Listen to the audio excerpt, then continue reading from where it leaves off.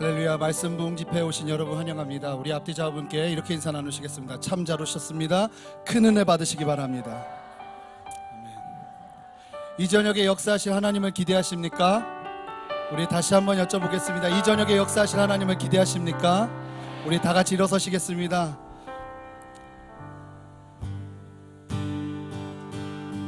세상의 유혹 시험이 내게 몰려올 때에 나의 힘으론 그것들 모두 이길 수 없네. 거대한 폭풍 가운데 위축된 나의 영혼 어찌할 바를 몰라 헤매이고 있을 때 세상의 유혹 시험 세상의 유혹 시험이 내게 몰려올 때에 나의 힘으론 그것들 모두 이길 수 없네. 거대한 폭풍 가운데 위축된 나의 영혼 어찌할 바를 몰라 헤매이고 있을 때 교회여 주를 찬양 손을 들고 찬양 전쟁은 나에게 속한 것 아니니 주 찬양 손을 들고 찬양 전쟁은 하나님께 속한 것이니 주위를 둘러보면 아무도 없는 듯 믿음의 눈을 들면 보이는 분 계시네. 아멘. 지금도 내 안에서 역사하고 계시는 사망과 어둠의 권세 물리치신 예수님 주를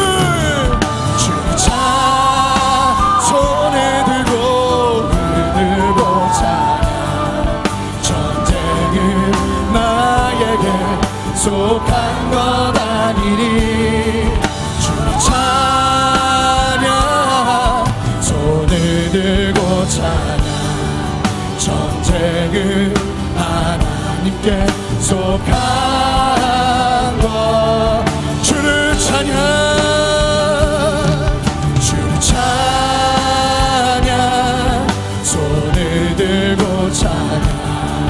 전쟁은 나에게 속한 것 아니니 주를 찬양 손을 들고 찬양 전쟁은 하나님께 속한 것 우리 두 손을 들고 내 영혼이 확정되고 내 영혼이 확정되고 되었사 믿음의 눈 들어 주를 바라봅니다.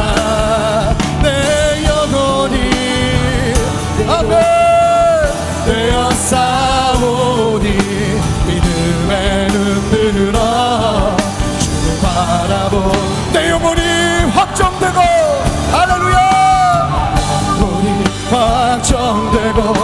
확정되었사오니 믿음의 눈 들어 주를 바라봅니다. 내 영혼이 확정되었사오니 믿음의 눈 들어 주를 바라보 우리 다같이 믿음의 두 손을 들고 주님 앞에 기도하며 나갑시다. 하나님이 말씀 집회를 통해서 주님만을 사모하며 나갑니다. 하나님 나의 심령 가운데 주님의 놀라운 은혜를 부어주시옵소서. 그렇게 소망하는 사람들마다 우리 한번 주여 한번 크게 외치고 주님 앞에 기도하며 나가겠습니다. 주여 주님이 아침에 이 저녁에 아버지는 이 시간에 놀랍게 역사하실 주님을 찬양합니다. 하나님 머리부터 발끝까지 주의 영으로 충만하게 기름 부으시고 이곳 가운데 주의 영으로 충만하게 아버지 당신의 마음을 채우시고 아버지 역사하여 주시옵소서. 아멘 아멘 주님 우리 안에 역사하시는 주님을 찬양합니다. 아멘. 주님 역사하시옵소서.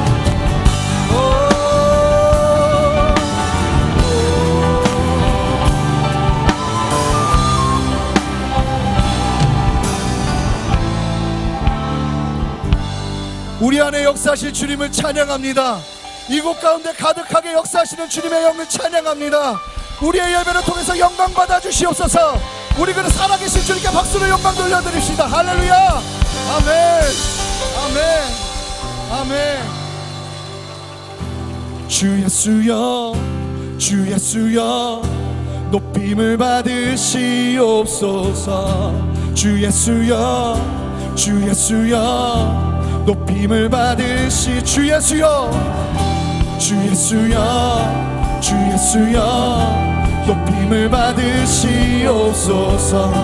주 예수여, 주 예수여, 높임. 다시 한번 고백합시다. 주 예수여, 주 예수여, 주 예수여, 높임을 받으시. 주 예수여, 주 예수여, 주 예수여, 높임을 받으시옵소서.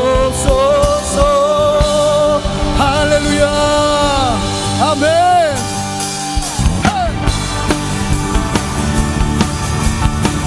하나님, 주님의 이름만 높여드립니다. 이 주님이 우리에게 충만하게 역사하시옵소서. 함께 고백합시다. 주 예수의, 주 예수의 이름 높이세.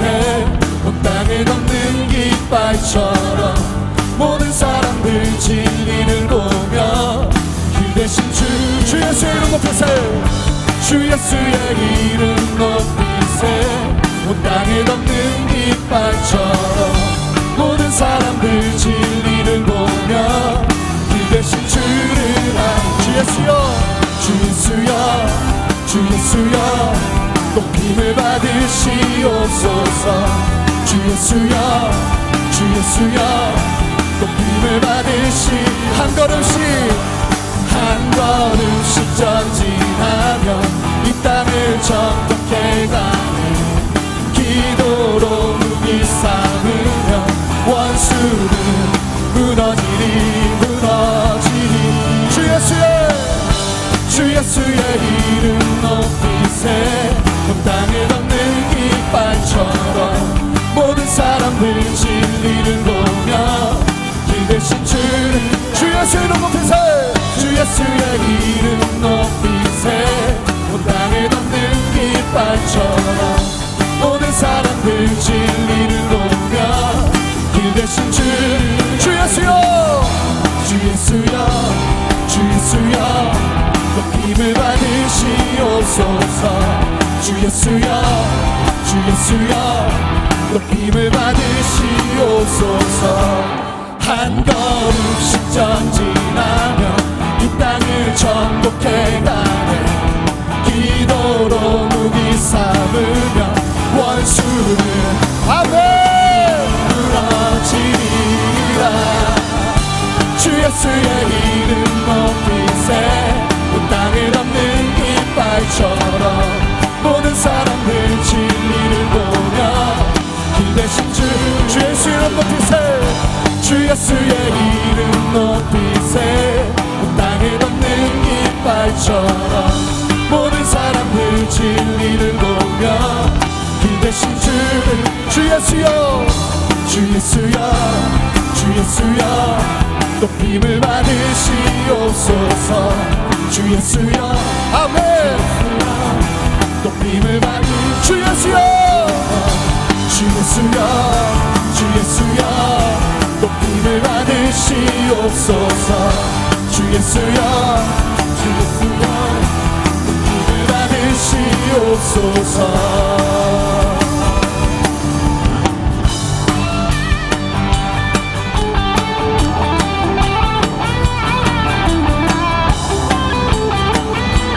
이곳 가운데 충만하게 역사하시는 주님 찬양합니다.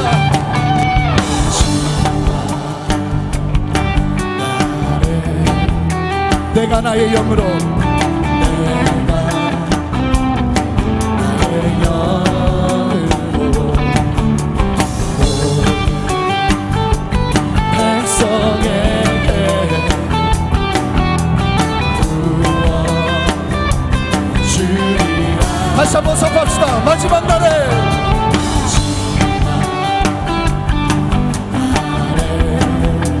내가 나의 영으로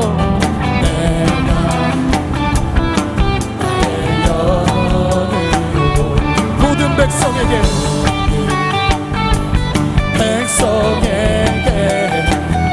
부어주리라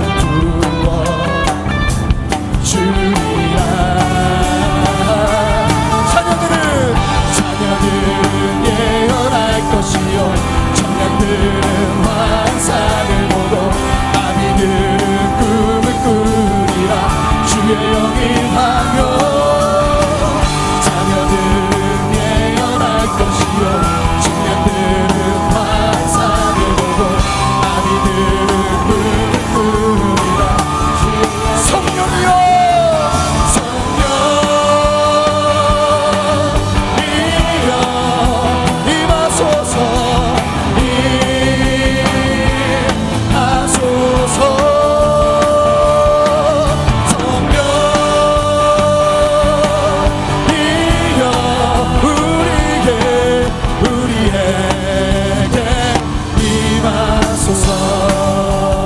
마지막 날에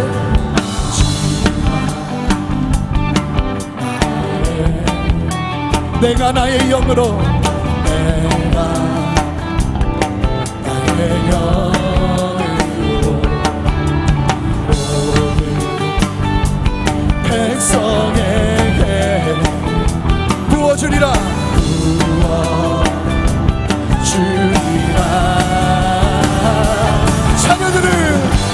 자녀들은 예언할 것이고 환상을 보고 꿈을 꾸리라 자녀들은 예언할 것이요 청년들은 환상을 보고 아비들은 꿈을 꾸리라 주의 영이 성령이여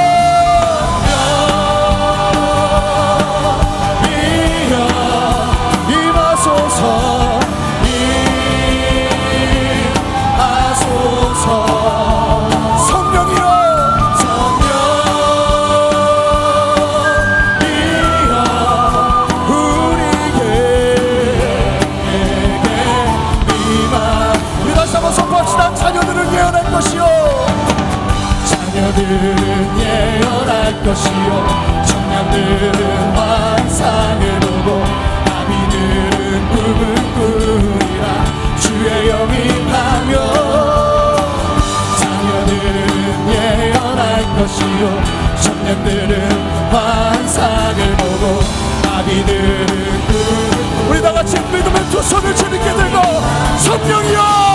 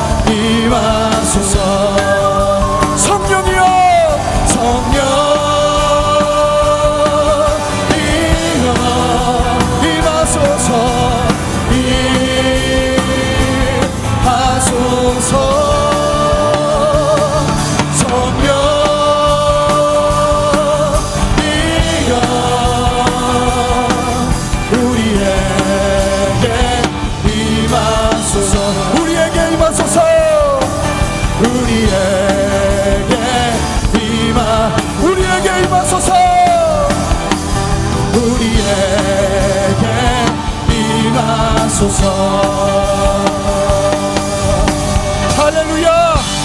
우리의 예배 가운데 충만하게 역사하시는 주님께 우리와 박수와 함성으로 주님을 찬양하며 나갑시다. 할렐루야. 아멘. 아멘.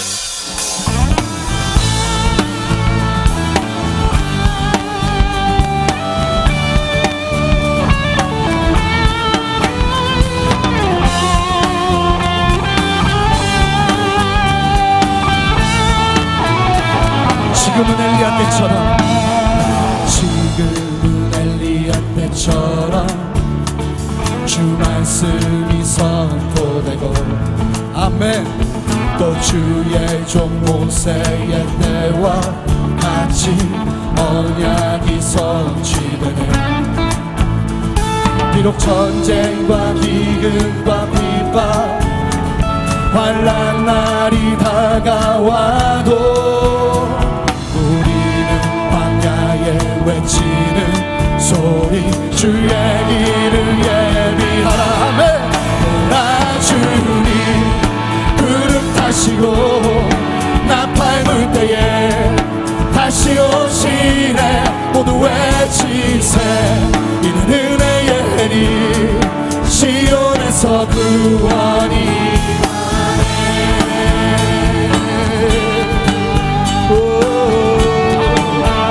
에스겔의 환상처럼 에스겔의 환상처럼 마른 뼈가 살아나며 또 주의 종 다윗의 때와 같이 예배가 회복되네. 아멘.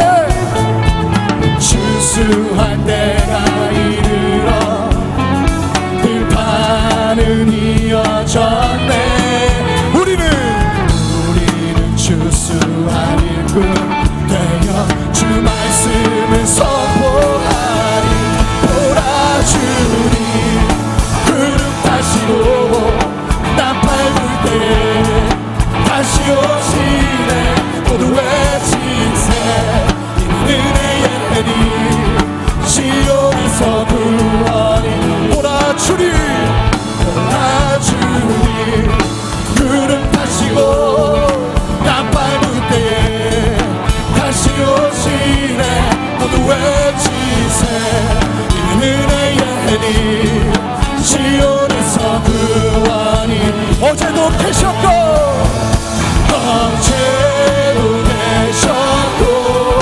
오늘도 계시며 이제도 오신 어린 양. 어제도 계셨고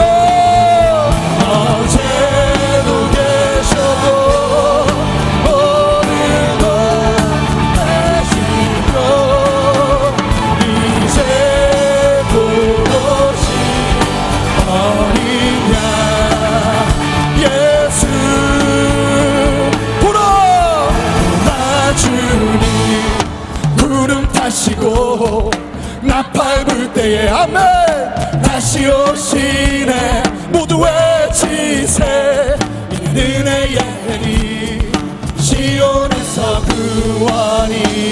보라 주님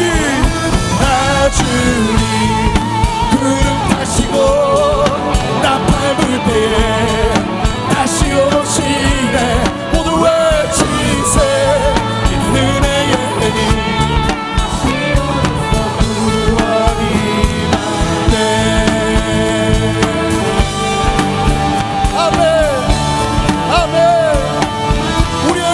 역사하시는 주님을 찬양합니다. 아멘. 아멘. 입술을 고백하는 우리의 삶의 고백으로 주님께 영광을 올려드립니다.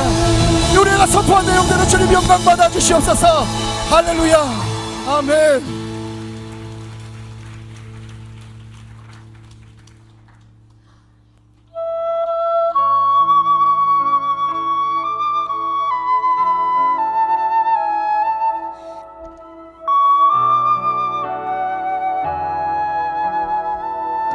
고백하겠습니다. 하나님의 사랑을 사모하는 자, 하나님의 평안을 바라보는 자, 너의 모든 것 창조하신 우리 주님이 너를 얼마나 사랑하시는지.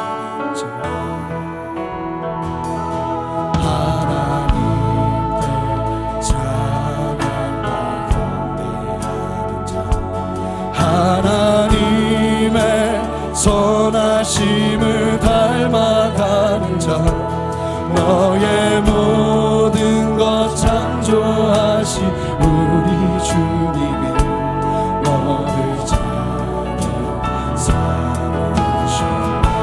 하나님 사랑의 눈으로, 하나님 사랑의 눈으로 너를 어느 때나 바라보시고, 하나님 인자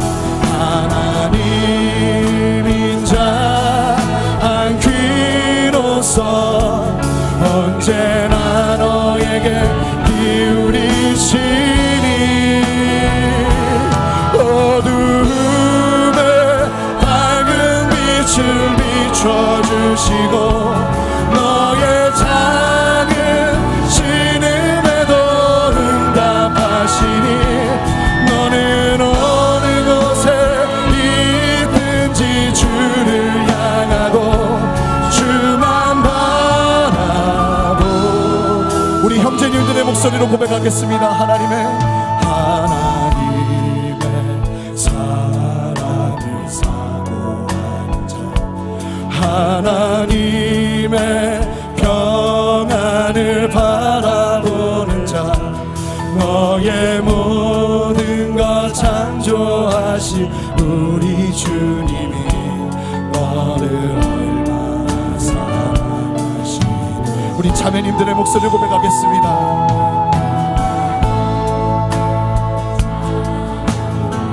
하나님의 선하심을 닮아가는 자,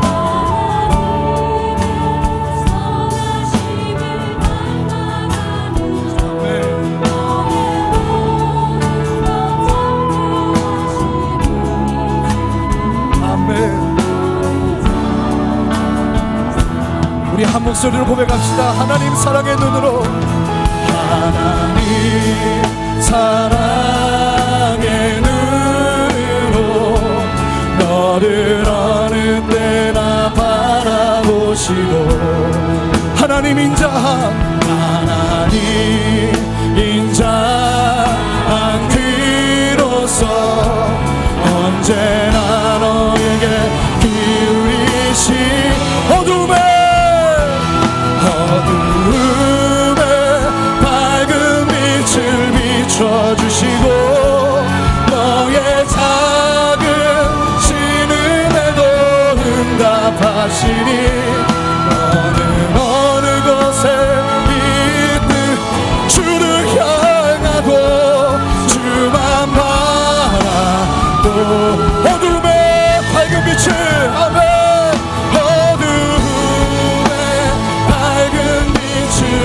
비춰주시고 너의 작은 신음에도 응답하시니, 너는 어느 곳에 있든지 주를 향하고 주만 바라보지라. 내 모든 것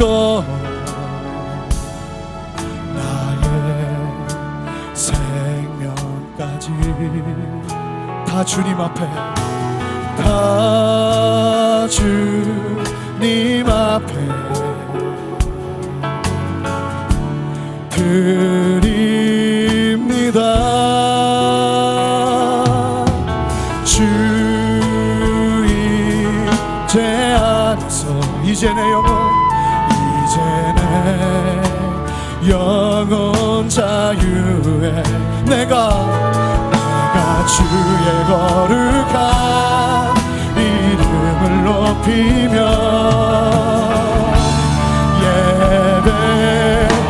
예배하리.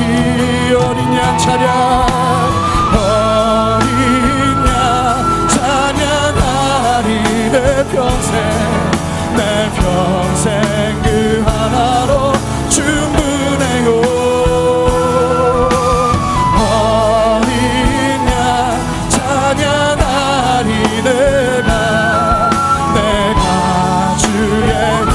두 손을 주님께 들고 고백합시다. 어린 양 찬양하리. 어린 양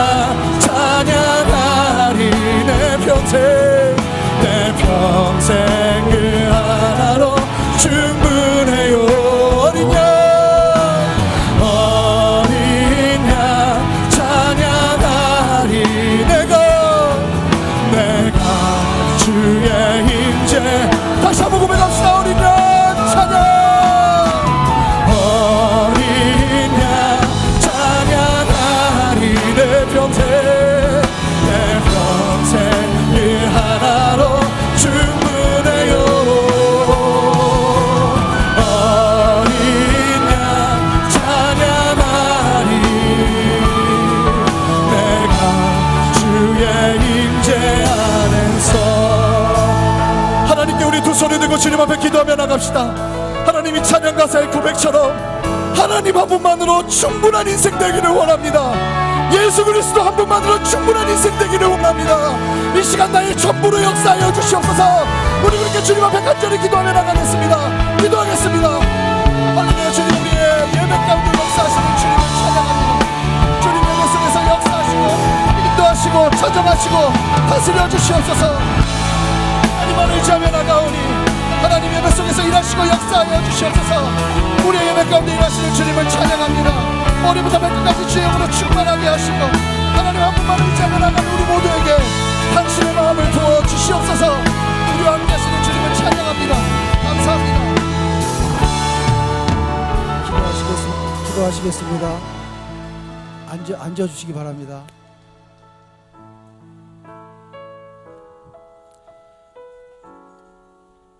사랑의 아버지, 오늘 유기성 목사님을 모시고 공동체 종강 말씀 부흥 집회를 허락하심에 감사를 드립니다. 오늘 말씀을 전하실 때 성령의 기름 부으심으로 초대교회와 같이 회개를 통한 하나님의 역사가 일어나게 하시옵소서. 상처받은 심령들이 회복되며 치유되는 성령의 역사가 일어나게 하옵소서. 또한 이 자리에 모인 전 성도가 예수님 한 분이면 충분하다는 기쁨의 고백이 넘쳐나는 자복과 회개의 역사가 일어나게 하옵소서. 오늘 집회를 통해 저희들이 하나님께 담대하게 나아가길 원하오니 주님 함께해 주시옵소서. 오늘 오전 전 성도들의 100일간의 간절한 기도에도 불구하고 하늘나라의 부르심을 받은 은민이를 생각합니다. 주여 궁일이 여겨 주시옵소서. 비록 우리 생각대로 이루어지진 않았지만 은빈이는 그 100일 동안 하나님께 영광을 돌림으로 하나님의 기쁨이 크실 것입니다. 또한 은빈이 부모님의 담대한 믿음을 지켜보면서 독생자 예수님을 십자가에 못 박은 하나님의 모습을 보게 하심도 감사를 드립니다. 주여 위로와 평강을 주시옵소서. 은빈이를 통해서 하나님만이 아버지이시고 하나님만이 생명의 주관자이심을 깨닫게 하심에 감사를 드립니다. 하나님은 실패처럼 보이는 기도와 오랫동안 응답을 미루시는 것 같은 기도를 통해서도 우리의 기도와 역량을 넓혀주시며 그 기도를 그대로 돌려주신다는 것을 믿습니다. 우리들의 감정, 생각, 계획, 판단을 죽이고 주님의 하시는 모든 일에 의로우신가 선하심에 순종하며 주님의 도구로만 살아가는 삶을 깨닫게 하시니 감사를 드립니다. 은빈이가 웃으며 기도합니다. 주 안에서 하늘나라에 간 나는 복이 있어요. 우리 모두 예수님 한 분이면 충분한 사람, 예수님 안에서 내가 죽고 예수님의 생명으로 사는 것이 분명한 사람이 되게 하옵소서. 주님, 이제 모든 문제를 주님 앞에 내려놓습니다. 저희들이 주님이 지시하는 대로 살아온 것이 아니라 저희들 생각이 옳은 대로 살아온 것을 회개합니다. 내가 죽지 못했으므로 주님을 온전히 신뢰하지 못하고 살았음도 고백합니다. 주여, 오늘 이 순간부터 내 안에 있는 육신의 정욕, 인생의 자랑, 세상에 있는 모든 더러운 것들을 내려놓고 자기가 죽고 예수님만 바라보며 사는 사람이 되기를 원하오니 함께 주시옵소서. 슬픔과 두려움에 찬 기도가 감사의 기도로 바뀌며 우리 모두 하나님이 가라고 하시는 곳에 서서 하나님께서 주시는 사명을 감당하는 자들이 될 것을 간구하오니 주여 도와 주시옵소서. 성령님의 역사하심으로 예수님 한 분이면 족하다는 기쁨에 찬 고백이 터져나오며 오만의 자리에서 내려와 주님을 조종하려 했던 마음이 오직 순종하는 마음으로 바뀌며 예수님을 주인으로 모시는 성령의 역사가 일어나게 하옵소서. 사랑의 주님, 앞으로 하나님께 계속 물어보며 사는 삶을 살기 원합니다. 하나님, 제게 회개하지 않은 죄가 있습니까? 마음의 기쁨이 사라지고 하나님을 향한 믿음의 확신이 흔들릴 때, 기도 제목들이 쌓여져 가는데 도무지 기도가 나오지 않을 때 우리 모두 외쳐봅니다. 하나님, 제게 회개하지 않은 죄가 있습니까? 성령님 제게 말씀해 주시면 온전히 순종하겠습니다. 할렐루야. 귀하신 말씀 사랑하는 예수 그리스도 이름 받들어 기도드렸습니다.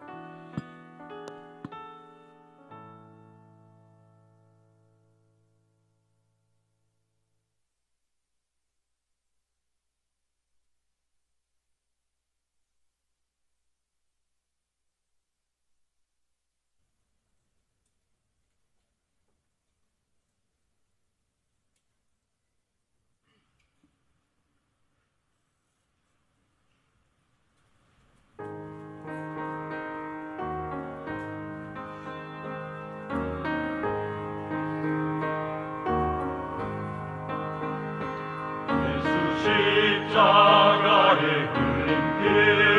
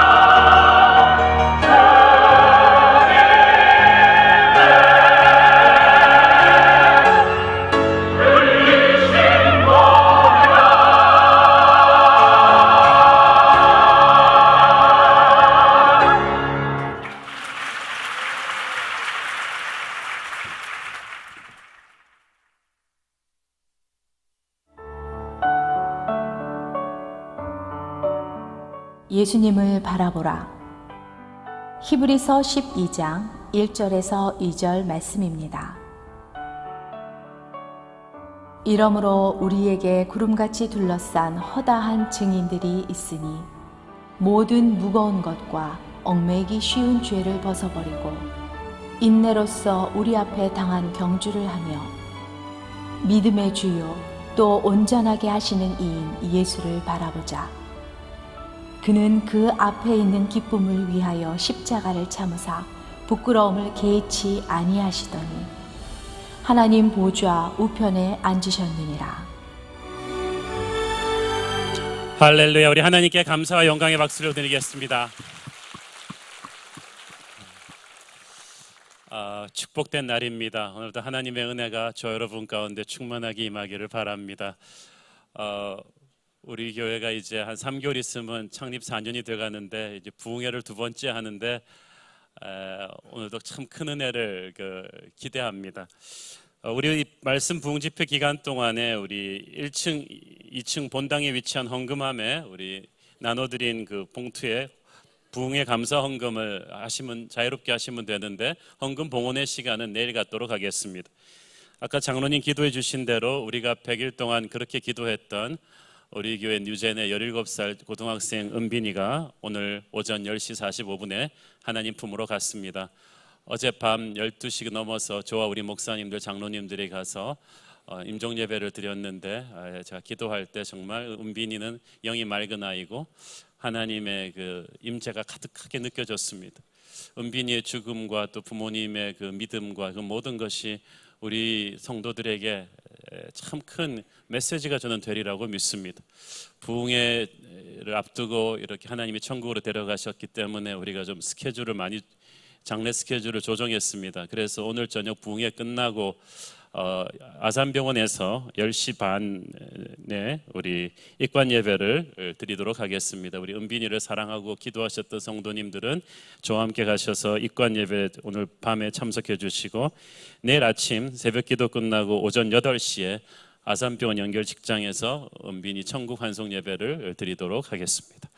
많이 기도하시고 오셔서 격려해 주시기를 바랍니다.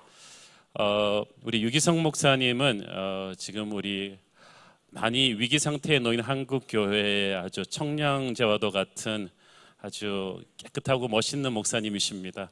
제가 아주 형님처럼 참 존경하고 사랑합니다. 그 한국 교회 큰바위 얼굴처럼 아주 심플하고 아주 진실한 이 예수님을 바라보자. 어떻게 보면 너무나 심플한 메시지인데 너무 심플하기 때문에 파워가 있고 제가 그래서 유행가 가사처럼 그대 앞에만 서면 나는 왜 이리 작아지는지 그래서 꼭 작은 예수님 오신 것 같고 그래서 그렇습니다. 지난번에 우리 LCS에 와서 좋은 강의를 해주셨는데 그래서 제가 또 목사님 교회 가서 집회를 한번 할 수 있는 기회를 가졌고 집회 가면서 조건으로 꼭 우리 교회 부흥회를 해주십사. 그래서 왔다 갔다 이렇게 이제 목사님 오셨습니다. 오늘도 이틀 동안에 우리에게 큰 은혜를 주실 텐데 우리 한국교회가 굉장히 사랑하는 목사님이죠. 우리 유기성 목사님 박수로 환영해 주십시오.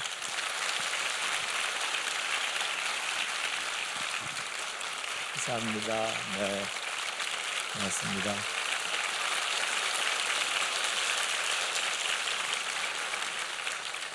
조금 부담스럽네요. 네. 본의 아니게 이렇게 양해를 구합니다. 네. 이렇게 뒤에 많은 분을 두고 설교를 해본 경험이 잘 없어서 가장 어려울 것 같아요. 네. 혹시 제가 나쁜 습관이 있으면 나중에 알려주시기 바랍니다. 우리 새로운 교회는 주의 임재하심이 굉장히 강한 교회라고 제가 그렇게 들었습니다. 또 우리 한옥 목사님은 늘 그 사역 메시지가 굉장히 영적으로 강하신 목사님이시라 그리고 또 새로운 교회가 아주 강하게 일어나는 부흥하는 교회이기에 저는 오늘 굉장한 힘을 얻고 가게 될 것 같습니다. 또 이미 그렇게 느껴집니다.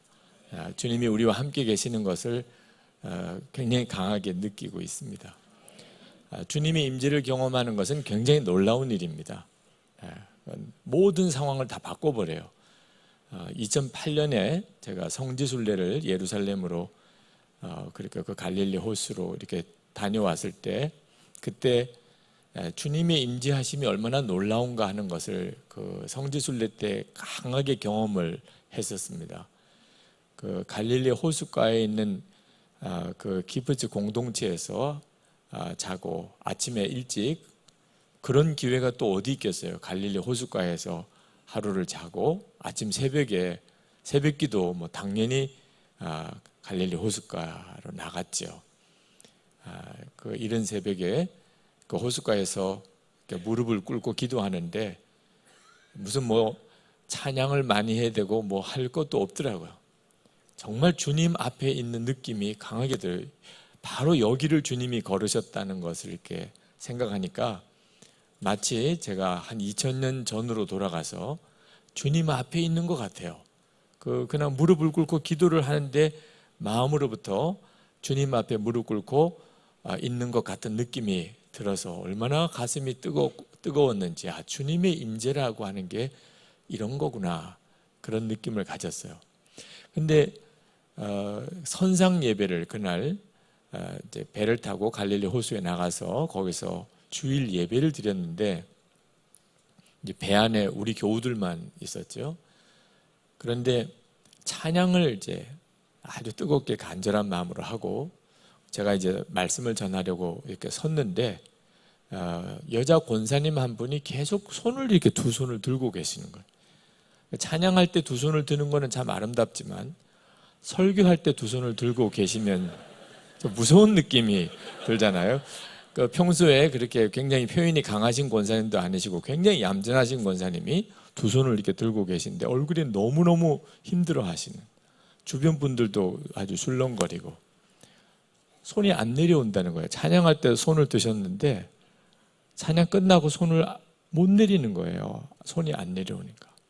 옆에 있는 분이 손 내리시라고, 이제 찬양 끝났다고. 안 내려와.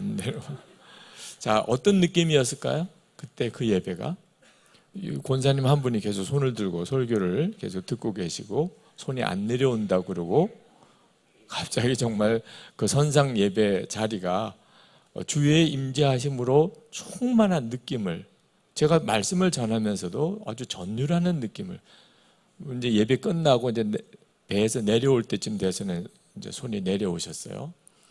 그리고 갔던 코스가 그 베드로가 예수님을 부인한 다음에 다시 만났던 뭐 그 자리라 그러는데 나중에 가이드한테 물어보니까 그건 모른다고 그래요. 그러나 하여튼 그 자리라고 해놓고 거기다가 예배당을 하나 지어놓고 기념 예배당이 있더라고요.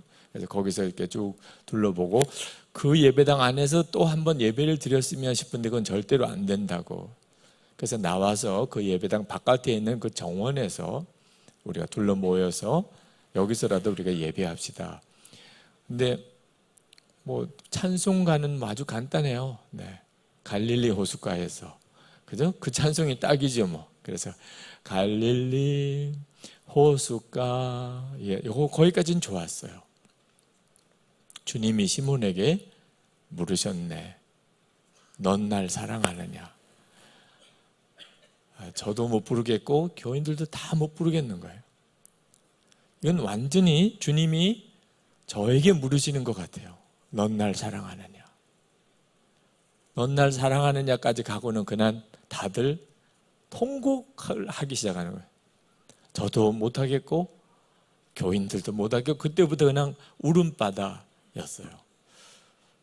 주님의 임재하심이 이렇게 강하게 있다는 게 얼마나 놀라운 건가 하는 경험을 그때 했었습니다. 근데 우리가 오해하지 말 것은 말입니다. 우리가 이런 주님의 임재를 내 평생 한 번이나 두 번쯤 경험해 보는 것쯤으로 생각하는, 목사님 맞아요. 저도 주님의 임재를 굉장히 강하게 경험했던 적이 있었어요 하고 여러분들도 아마 하고 싶은 이야기가 있으신 분이 있으실 겁니다. 또 어떤 분들은 나도 그런 경험을 한번 해볼 수 있을까?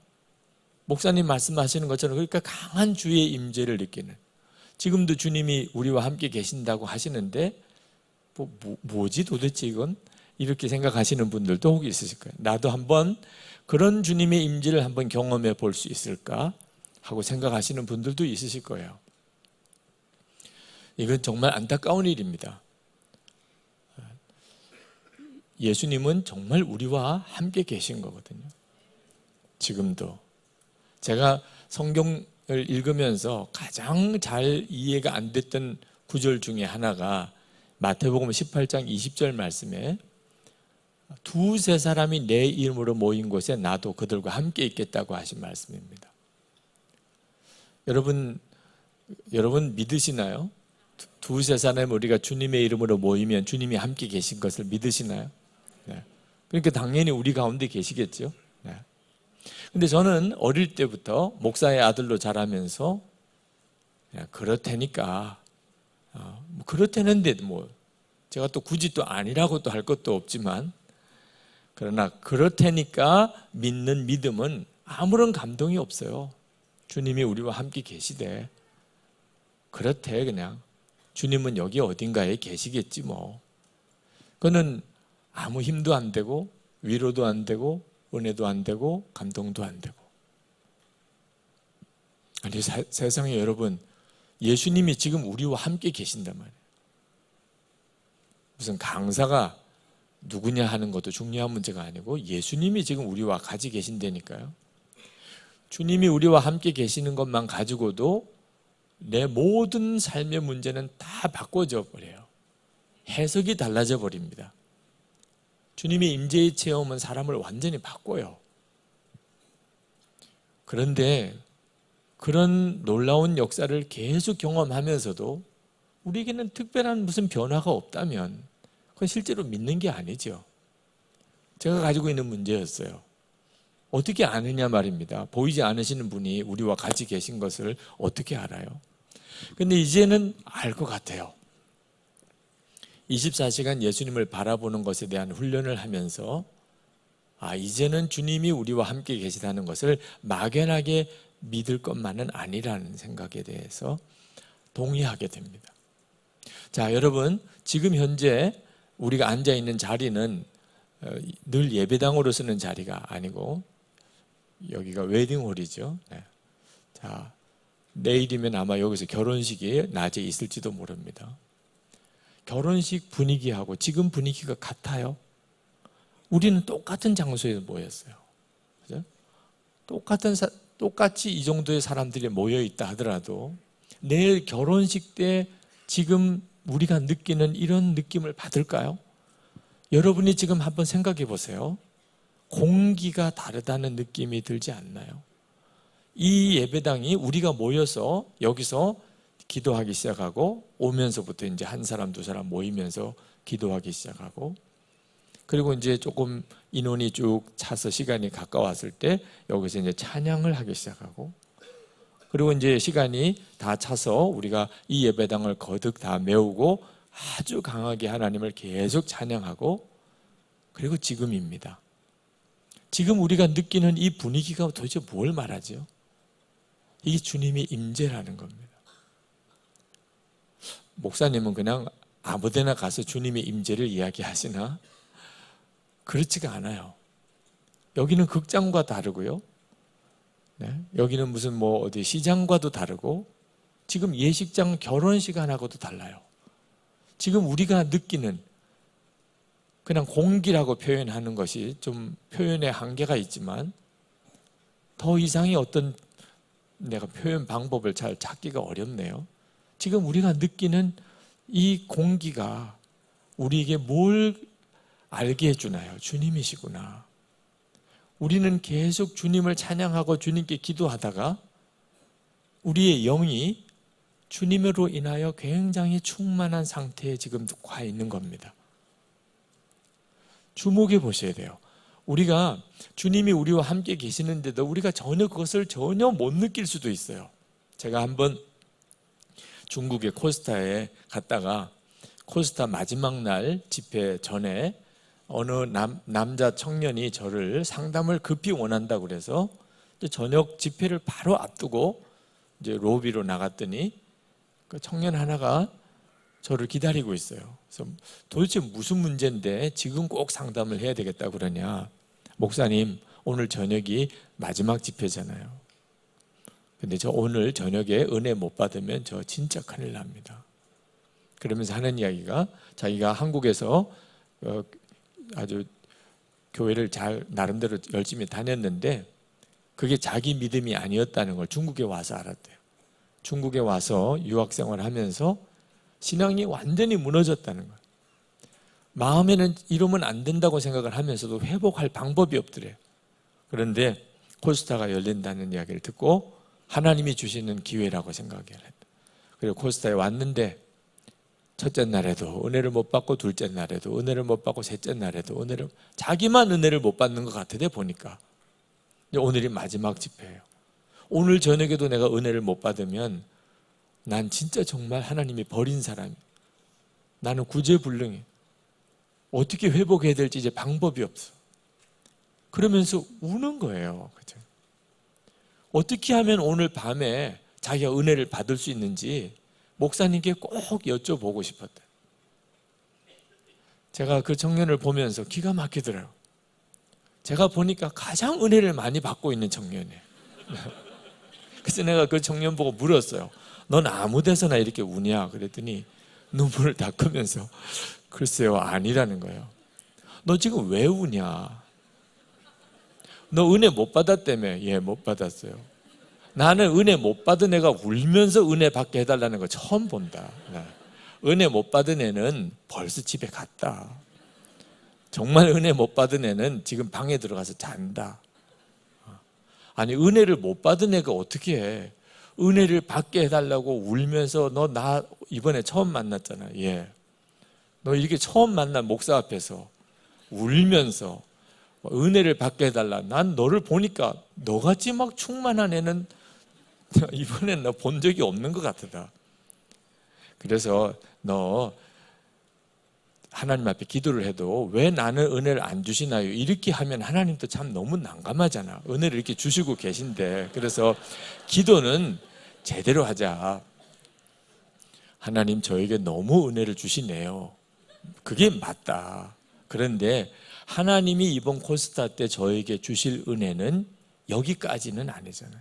이것만으로 끝나는 건 아니잖아요. 하나님 더 역사해 주세요. 더. 그렇게 해야 맞는 거 아니겠냐. 그랬더니 그 맞을 것 같아요. 그래서 우리가 기도를 그렇게 하자. 은혜를 하나님이 계속 주시고 계시잖아. 너 마음을 이렇게 간절하게 하는 게 누구시냐? 주님이시지. 그러니 주님 더 해주세요. 더 해주세요. 그렇게 하자. 그래서 이제 안수를 해줬어요. 그리고 들어와서 이제 집회가 시작이 되는데 유심히 저도 봤어요. 그 마음이 그렇게 간절하니까 거의 폭탄 맞은 자리예요. 그 청년 주변이 찬양할 때부터 얘 왜 이러지? 이렇게 주변에 있는 사람들이 다 그럴 정도로 그냥 찬양하는 중에 복도에 나와서 무릎을 꿇고 펑펑 울면서 도대체 무엇이 저를 그렇게 만드는지를 다른 사람들이 이해할 수 없을 정도로 주님이 저와 함께 계시는구나, 저를 만지시는구나, 저에게 말씀하시는구나 하는 것을 다른 사람이 모를 수가 없어요. 그 청년을 보고. 기가 막히죠? 주님이 그렇게 강하게 역사하시는데도 자기만 아니라는 거예요. 주님은 왜 내게는 역사 안 해주시느냐? 주님은 도대체 어디 계시냐? 이러고 있다니까. 우리가 주님이 나와 함께 계시는 것에 대해서 눈이 안 뜨이면 이렇게 돼버려요. 우리에게 있어서 가장 중요한 것이 우리와 함께 계시는 주님입니다. 약속하셨어요. 그리고 그대로 지금 하고 계세요. 오늘 여기까지 우리가 이렇게 모인 것은 전적으로 우리 안에 계신 주님, 그리고 우리와 함께 계신 주님이 이렇게 인도하시는 거예요. 오늘 밤에. 그러니까 우리가 주님을 주목해 봐야 돼요. 강사를 주목해 보는 게 아니고 여러분들 가운데 역사하시는 주님을 주목해 보셔야 돼요. 우리는 주님을 마음에 모시고 산다고 다 고백하면서도 실제로는 전혀 주님과 동행하는 것에 대해서 생소해요. 우리가 죽고 난 다음에 천국 갔을 때 거기서 주님을 만났다고 합시다. 자, 주님을 처음 만났을 때 뭐라고 인사할 거예요? 말씀 많이 들었습니다.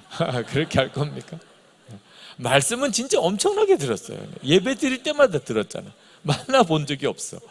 여러분도 누구를 이야기를 많이 들었는데 처음 만나면 그냥 저절로 말씀 많이 들었습니다. 이렇게 나오잖아요. 주님 앞에 섰을 때 말씀 많이 들었다고 하면 아마 따로 분류하실 거예요. 내가 너 안에 있었잖아. 내가 너 안에. 우리 주님을 마음에 모시고 살면서도 어떻게 말씀만 많이 들었다고 그렇게 할 수 있나요? 근데 그게 우리가 처해 있는 기가 막힌 현실이에요. 예수님이 나와 함께 계신데도 나는 그걸 전혀 알지 못해요. 저는 이번에 이렇게 함께 말씀을 나누는 하나님이 주시는 마음이 바로 주 예수님을 바라보는 것입니다. 너무나 중요하니까. 하나님의 안타까움이에요. 하나님께서 이스라엘 백성들이 늘 하나님을 거역하는 것 때문에 마음이 대단히 아프셨습니다. 하나님께서 이스라엘 백성들에게 약속하신 것이 있어요. 이스라엘 백성들이 이 문서로 되어져 있는 하나님이 그 글자로 주신 하나님의 율법을 지켜내지를 못하는 겁니다. 그래서 하나님이 이스라엘 백성들이 하나님의 말씀을 지킬 수 있도록 내가 해주겠다. 하나님이 아예 지킬 수 있도록 해주시겠다. 어떤 방법으로? 우리 안에 오시는 거예요. 우리 안에. 에스겔서 11장 19절에 보면 내가 그들에게 한 마음을 주고 그 속에 새 영을 주며 그 몸에서 돌 같은 마음을 제거하고 살처럼 부드러운 마음을 주어 내 율례를 따르며 내 규례를 지켜 행하게 하리니 그들은 내 백성이 되고 나는 그들의 하나님이 되리라. 하나님이 아주 상상할 수 없는 하나님의 계획을 세우시고 그것을 우리에게 약속하셨어요. 그것은 우리 마음에 오시겠다는 거예요. 직접 하나님이. 그게 예수 그리스도 안에서 우리에게 이루어진 일이에요. 지금 우리가 구약 성도와 지금이 다른 이유는 하나예요. 하나님이 우리 안에 오신 거예요. 예수를 믿게 되면서. 고린도후서 1장 22절에 하나님이 우리에게 인치시고 보증으로 성령을 우리 마음에 주셨느니라. 지금 우리가 누리는 이 엄청나고 놀라운 축복. 근데 이것을 한국 성도들이 모르는 건 아니에요. 근데 안타깝게도 다 지식으로만 알고 있어요. 성령 하나님이 내 안에 계시다. 다 지식으로만 알고 있어요. 그게 실제가 아니에요. 여러분, 예수님께서 정말 여러분 안에 오신 것을 믿으시나요? 정말 믿으세요? 제가 목회하면서 교인들에게 가장 속은 것 중에 하나가 그렇게 부부싸움을 많이 하고 사는 줄 몰랐어요. 저는 너무 잘 사는 줄 알았어요. 왜? 제 앞에서는 전혀 싸운 티를 안 내시니까. 근데 나중에 알고 보니까 엄청 싸우시고 사시더라. 여러분, 한옥 목사님이 신방을 오셨는데 그 앞에서 싸우시겠어요? 조금 전까지 싸우다가도 목사님 신방 오는 순간부터는 휴전이에요. 그죠? 전혀 안 싸운 것처럼 말도 안 하고 지내다가 여보 뭐해? 차라도 내와야지. 네. 목사님 신방 끝나고 나가시면 또 싸울지라도 전혀 안 싸운 척 하잖아. 창피하니까. 싸우는 것을 목사님에게 보여드리는 게 창피하니까. 우리 새로운 교회는 뭐 수준이 높은 교회니까 이런 질문이 너무 유치하지만 목사님이 세요? 예수님이 세요? 아니 목사님 앞에서는 싸우다가도 안 싸운 척 하면서 예수님은 어디 계세요? 마음에 계신. 아니 그러면 예수님은 마음에 모시고는 어떻게 싸워요? 예수님이 내 마음에 계시다고 믿는 게 얼마나 그렇다고 들은 거지. 그렇다고 들었어요. 교회 다니다 보니까 그렇대. 예수님은 우리 마음에 계시대. 실제로는 전혀 안 믿는. 믿으면 이제 부부싸움도 못하는 거죠. 여러분, 예수님 여러분 마음에 계시니까 이제는 걱정 염려도 없죠. 아니 예수님이 어떤 분이세요? 풍랑도 잔잔케 하고 오병이의 기적도 행하시고 죽은 나사로도 살리시고. 여러분이 믿는 예수님도 그 예수님 맞습니까? 그렇다면 그 예수님이 지금 여러분 마음에 계세요. 도대체 뭐가 걱정이에요? 그러니 여러분 예수님 마음에 모시고 살 때부터 이제 염려 걱정이 없어졌죠? 너무 염려가 안 되니까 좀 걱정스럽죠?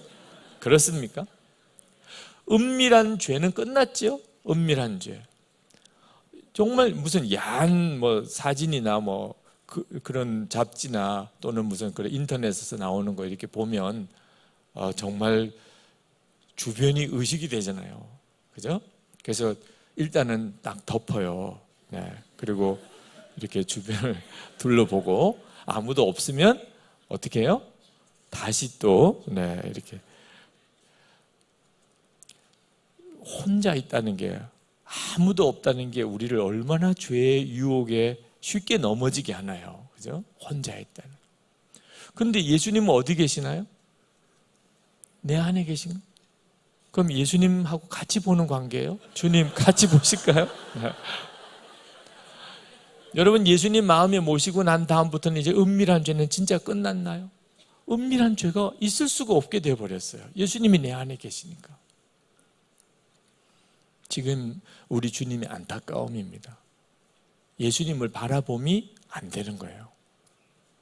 다 지식으로만 알고 있는 겁니다. 예수님이 우리와 함께 계시다. 내가 예수님으로 인하여 모든 죄가 사함을 받고 하나님의 자녀가 되고, 그리고 주님이 우리 안에 오셨어요. 근데 그것이 내게 있어서 아직 결론이 아닙니다. 거기서부터 우리의 삶에 문제가 생기는 거예요. 예수님이 우리의 삶을 변화시킬 수 없는 이유예요. 예수님을 바라보는 것은 대단히 중요해요. 고린도후서 4장 7절에 보면 우리가 이 보배를 질그릇에 가졌으니 이는 심히 큰 능력은 하나님께 있고 우리에게 있지 아니함을 알게 하려 함이라. 우리가 예수님을 모시고 사는 우리를 이렇게 표현했어요. 보배가 질그릇에 있는 거라고. 우리는 질그릇 같아요. 우리의 육신은. 근데 우리 안에 보배가 있어요. 이런 일은 완전히 상식에 위배되는 일입니다. 보배를 질그릇에 두다니. 여러분은 여러분의 집에 뭐 귀한 것들이 있지요? 뭐라고 이야기할 필요는 없어요. 네. 있지요? 네. 그게 뭐 어느 정도 가치가 있다는 것도 이야기할 필요는 없어요. 그러면 반지가 있든지 뭐 폐물이 있든지 뭐 집 문서가 있든지 뭐 통장이 있든지 무슨 증서가 있든지 주식이 있든지 뭐 뭔가 귀중품들이 있지요. 지금 어디다 두고 계세요? 어디 두었는지 이야기할 필요는 없습니다. 네. 그걸 쓰레기통 속에다가 두셨나요? 네. 아마 굉장히 귀한 곳에 나름대로 아주 잘 보관을 해 두실 거예요. 그게 보배를 두는 겁니다. 그런데 하나님은 이상하게 하셨어요. 그 보배를 질그릇 써야겠다고. 우리 안에 성령 하나님이 오셨어요. 그 성령 하나님은 예수 그리스도를 바라보게 해주십니다. 그래서 예수 그리스도가 우리 안에 계신 것과 똑같은 일이 벌어진 거예요. 이런 일은 우리의 상식으로는 있을 수가 없는 일입니다. 우리가 이 사실을 정말 제대로 알지 못하기 때문에 우리에게 혼란이 와요. 우리는 보배인 예수 그리스도를 마음에 모시고 살면서도 끊임없이 우리 자신의 질그릇 같은 우리 자신을 보고 좌절하고 분노하고 낙심하고 그리고 슬퍼합니다. 성도들의 삶 속에 보면 본인이 스스로 놀랄 정도의 은혜를 가지고 살아요. 질그릇 속에 보배인 예수 그리스도를 모시고 사니까. 그런데 보배이신 예수 그리스도를 바라보는 눈이 안 열리니까 질그릇 같은 자기만 보는 거예요. 그러니까 신앙생활을 하면서도 기쁨도 없고 능력도 없고 감사도 없고 감동도 없어요. 엄청나고 놀라운 은혜를 지금 자기가 누리고 살면서도 예수 그리스도를 마음에 모시고 살면서도 어느 청년이 세례를 받은 그 다음 주에 토요일 저녁에 설교 준비를 하는데 한 11시가 넘은 시간에 막 제 서재를 누가 두들기길래 도대체 누가 이 시간에 저렇게 경우 없이 막 문을 두드리나. 그리고 약간 정말 화가 난 마음으로 누구시냐고 그러면서 문을 열었더니 그 청년이에요. 지난 주간에 세례받은. 술이 잔뜩 취했어요. 너 왜 이러냐 도대체. 그랬더니 그 자리에 서서 하는 이야기가 목사님 나는 세례받은 거 다 가짜입니다. 나 예수 믿은 것도 다 가짜입니다. 이러고 있어요. 상태가 굉장히 안 좋은 상태죠. 그래서 그냥 어지간하면은 내일 보자 또는 뭐 꾸짖어서 보낼 만한 상황이지만 지금 말하는 게 너무 조짐이 안 좋아요. 그래서 들어오라고 해서 서재에 앉혔어요. 도대체 왜 이러냐고. 그랬더니 말을 하는데 들어보니까 내용을 요약하면 자기가 세례 받을 때는 대단한 결심을 했었다는 겁니다. 그 결심 중에 하나가 직장 회식에 절대로 이제 참석 안 한다. 왜? 꼭 직장 회식에 참석하고 그리고는 이렇게 된다. 술 마시고 그리고는 2차, 3차 가고 정말 말로 하기 부끄러운 그런 일을 하고는 자기가 늘 반복적으로 해오더니 내가 이제 세례를 받고 내가 이제는 이렇게 안 하겠다고 하나님께 그렇게 약속을 했는데 오늘 회식에 그냥 참석하게 되고 그리고는 여기까지 이렇게 조금 전까지 자기가 너무나 부끄러운 그런 일을 하고 그리고는 집에 돌아가는데 교회를 보니까 갑자기 눈물이 막 나더라고요. 보니까 목사님 방에 불이 켜진 것 같아서 자기도 모르게 왔다는 거예요. 그러면서 하는 이야기가 자기는 세례는 받았지만 다 가짜라는, 예수 믿은 것도 자기는 다 가짜라는. 그래서 제가 그 청년에게 에베소서 4장 30절을 읽으라고 그랬어요. 너가 진짜 예수 믿은 것도 가짜인지 하나님도 나를 떠났다고 정말 그런지 너 한번 확인해 보자. 에베소서 4장 30절을 너가 한번 읽어라. 하나님의 성령을 근심케 하지 마라. 구속의 날까지 인침을 받았다. 너 한번 물어보자. 하나님이 너를 떠났다고 그렇게 생각하고 너는 예수 믿은 것도 세례 받은 것도 다 가짜랬는데 너 오늘 같이 술 마시고 그렇게 여자집에 가고 그랬던 직장 동료들이 지금 너처럼 이렇게 교회 가서 울고 있을까? 다 집에 가서 발 닦고 잘 거야. 근데 넌 왜 이러냐? 넌 도대체 왜 이렇게 울고불고 난리냐? 하나님이 떠났다면 너도 아마 오늘 집에 가서 그냥 오늘 저녁에 술 마시고 재미 본 날이지. 근데 넌 왜 이렇게 괴로워? 성령이 근심하고 계시잖아. 너가 생각할 때는 벌써 성령님이 떠나셨을 것 같지만 지금 너를 그렇게 괴롭게 하는 그분이 누구냐? 도대체 그분이 누구냐? 너는 왜 이렇게 힘들고 슬프고 고통스러우냐? 성령님이 너 안에 계신 거잖아. 제가 준 성경책을 가슴에 끌어안고 그 서재 바닥에 무릎을 꿇고 막 펑펑 울어요. 목을 놓아 울어요. 목을 놓아 울어. 주님이 나를 떠나지 않으셨구나. 사실 이 성령의 근심이라는 것은 우리에게 있어서는 매우 안 좋은 조짐이죠. 성령이 근심하신다는. 그렇지만 어떤 경우에는요, 그 성령의 근심조차 은혜일 때가 있어요. 성령님이 나를 버리지 않으셨구나, 떠나지 않으셨구나, 근심하실지언정. 성령님이 계시니까 내가 그 근심을 느끼는 거예요.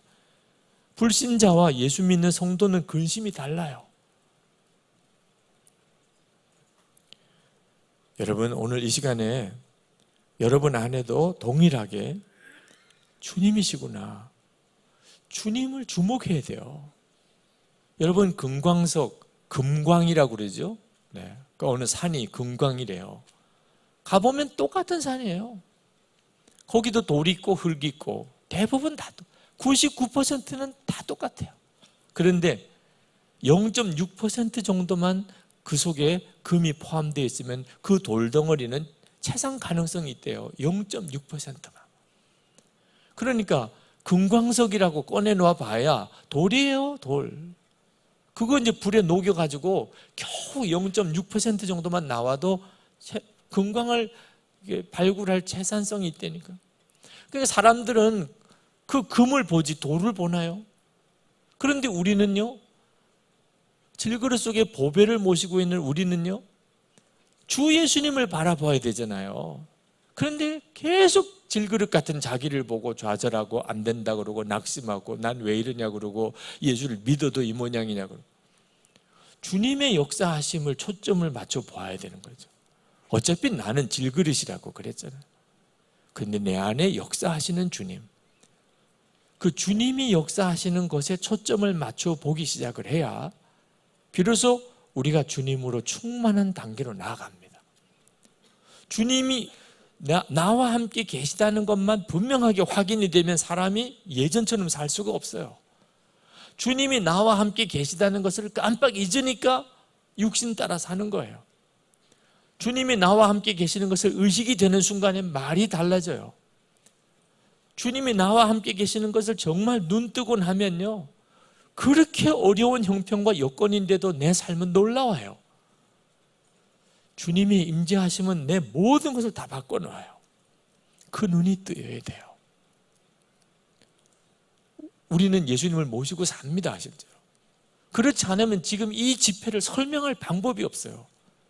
도대체 우리가 어떻게 여기에 모여서 함께 이렇게 찬송하고 기도하는지를 우리 자신을 설명할 방법이 없다는, 주 예수님께서 우리 안에 오셨기에 우리가 지금 이렇게 신앙생활을 하는 거예요. 그런데도 우리는 여전히 보는 것은 이 돌덩어리 같은 나만 보는 거예요. 주 예수님 그분을 전혀 보는 눈을 뜨지 못하고 있는 겁니다. 제가 2007년 10월에 설명할 수 없는 어떤 여러 가지 수술이 겹쳐서 한 달 동안 병원에 입원을 했었던 적이 있습니다. 주일 설교도 못하고 약속된 외부 집회도 못 나가고 꼼짝없이 병원에 누워 있었어야 했습니다. 뭔가 하나님의 뭔가 사인이 있는 사건 같아요. 그래서 아무도 없이 저 혼자서 병실에 있을 때 하나님 앞에 기도를 시작을 하다가 무슨 기도를 해야 될지도 잘 모르겠는 상황이니까 그냥 방언으로 기도를 하다가 갑자기 제가 뭐 견딜 수 없는 그런 무언가 성령의 감동을 받기 시작을 했는데, 저로서는 이유를 잘 알 수가 없어요. 방언으로는 기도를 했지만 애통함도 있고 간절함도 있고. 그런데 그렇게 기도를 하는 중에 갑자기 제 마음에 아주 선명하게 떠오르는 생각이, 그게 제게 주시는 주님의 음성이었어요. 내가 이제부터 설교를 할 때, 그때가 이렇게 설교 요청을 엄청나게 받기 시작하던 그때였어요. 2007년 그 하반기부터 이제 여기저기서 설교에 대한 요청이 엄청나게 많아지기 시작해요. 너가 이제 말씀을 전할 때 내가 전하는 말씀대로 너가 그대로 살지 않는 것을 전하는 것, 내가 전하면서도 너는 그렇게 살지 않는 것에 대해서 절대로 작게 여기면 안 된다. 결코 그런 일이 일어나서는 안 된다 하는 것이었어요. 제가 얼마나 그때 놀랐는지요. 여러분, 아무리 목사지만 설교한 대로 그대로 다 살 수는 없잖아요. 그 점에 대해서는 여러분들도 이해하시죠? 네. 아니, 새로운 교회가 이렇게 열린 교회는 이해하시잖아요. 목사라고 어떻게 설교한 대로 다 그렇게 살아요? 그죠? 아니에요? 저는 그렇게 생각을 했었던 것 같아요. 그렇게 살아보려고 애는 쓰지만 사람인데 어떻게 설교한 대로 목사라고 다 그렇게 살 수 있나? 그렇게 살지는 못해도 성경에 그렇게 나와 있으면 또 그렇게 설교하는 수밖에 없잖아. 이런 생각이 저에게 있었던 것 같아요. 그게 제게 엄청난 충격이었죠. 제가 설교를 했으면 제가 그대로 살아야 되고, 그렇게 살지 못하면 설교를 하면 안 되고, 이것에 대해서 차이가 나는 것을 작게 여기면 큰일 난다는, 그러면 설교하지 말라는 거지. 그런 생각이 들더라니까. 그러면 설교를 하지 말라는 건가? 어떻게 제가 말씀대로 살면서 그대로 설교할 수 있어요? 그건 저에게 엄청난 고민이었고, 그때 한 달 동안의 제 중요한 기도 제목이었어요. 어떻게 그럴 수 있나요? 하나님이 저에게 아주 작정을 하고 그 문제를 다루셨던 것 같아요. 그때 마지막에 저에게 주신 답이 있었어요. 그것이 바로 24시간 예수님을 바라보는 것이었어요. 그러면 되겠구나. 제가 어떻게 말씀대로 살면서 설교할 수 있어요? 제가 저 자신을 너무 잘 아는데. 저는요, 사람들을 절대로 속이려는 의도로 한 거 아니에요. 생기기를 워낙 착하게 생겼어요. 그래서 사람들이 저를 보면 착한 줄로 알아요. 저는 절대로 그걸 누구에게 의도적으로 한 거 아닙니다. 그냥 그렇게 보시는데 어떻게 해요? 저를 굉장히 착한 목사로 알아요. 그렇지 않아요. 그러니까 제가 너무 당황스러운 거예요. 그런데 제가 어떻게 말씀대로 다 살아요? 제가 착하지 않지만, 제가 절대로 선한 자가 아니지만, 주님이 나와 함께 계시는 것을 늘 바라보는 다음에야 어떻게 제 육신적인 본성대로 살겠어요? 주님이 안 보이니까, 그죠? 안 보이시니까 안 계신 줄로 그렇게 생각하니까. 그러니까 성질대로, 욕심대로, 그리고 죄의 충동대로 하는 거죠. 어떻게 주님을 바라보고서야, 자기 성질대로, 자기 혈기대로, 정욕대로, 마음속에 일어나는 음란함대로 그렇게 할 수 있겠어요? 사람들 보는 앞에서도 못하는 걸 우리 주님을 바라보고서 어떻게 그렇게 할 수 있겠냐면, 그때 제 마음속에 그렇구나, 주 예수님을 바라보면 내가 말씀대로 살면서 설교할 수 있겠구나. 그래서 그때부터 저에게 하나님이 주신 메시지의 중요한 주제가 24시간 주님을 바라보는 것이었어요. 바로 그전에는 혼자 있을 때 주님을 바라보는 것이었어요. 이제는 아예 24시간 주님을 바라봐요.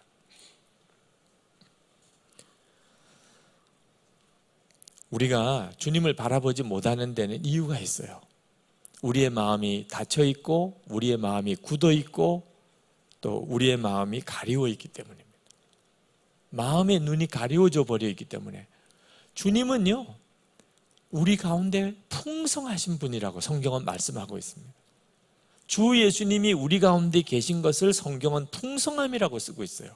에베소서 1장 7절에 우리는 그리스도 안에서 그의 은혜의 풍성함을 따라 그의 피로 말미암아 속량 곧 죄사함을 받았느니라.